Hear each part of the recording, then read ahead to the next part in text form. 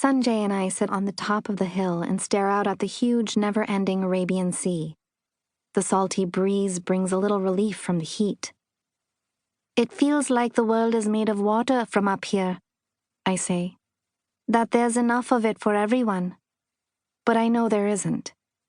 In the distance, the flyover bridge soars into the sky and snakes across the bay. Its lights twinkle and outshine the stars in the night sky. The Sea Link Bridge looks like an M, I say. It does, my brother says. M for Mumbai? M for me, Minni, I say. And for monsoon. I hope this year we have a good one. Lately, the monsoon season comes later and later, which means less and less water. Although water surrounds my island city, most of the people I know are always struggling to get enough. We don't have running water in our house. We just have a tap outside that we share with our neighbors.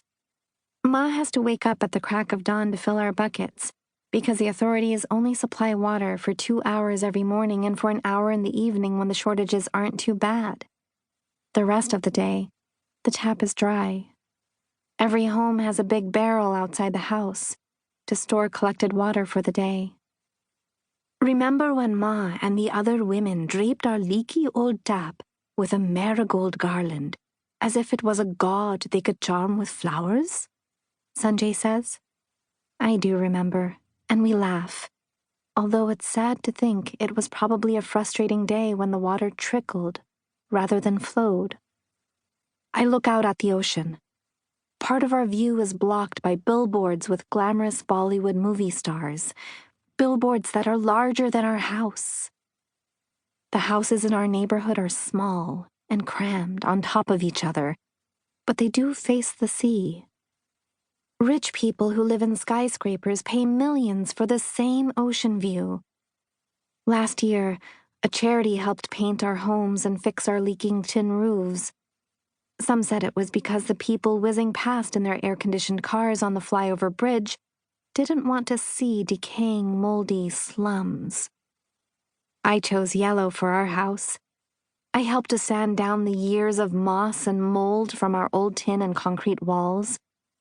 Baba, Ma, Sanjay, and I dipped our brushes in yellow, and the first coat of paint was like a ray of bright sunshine getting rid of the darkness. My neighbors chose purple and blue and red and orange. Our street looks like a rainbow. Sanjay, I ask, will we have to worry about water when we are grown up? For a long moment, he is silent. So I answer myself. No, we won't. I point at the cluster of tall buildings shimmering in the distance where Ma works in the afternoons.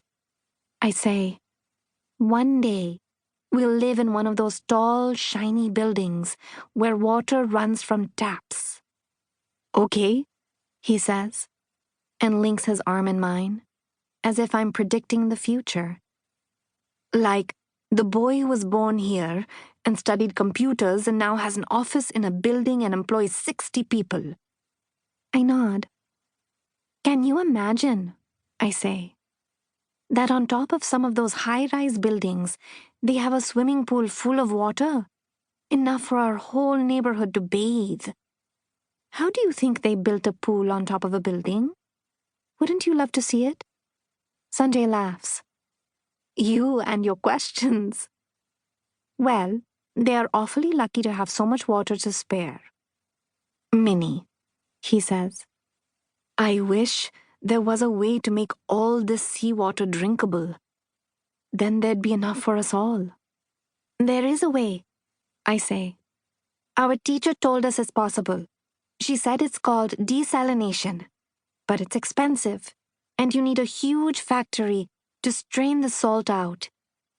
Look how smart you are, he says. You will live in a fancy building. You too, I say.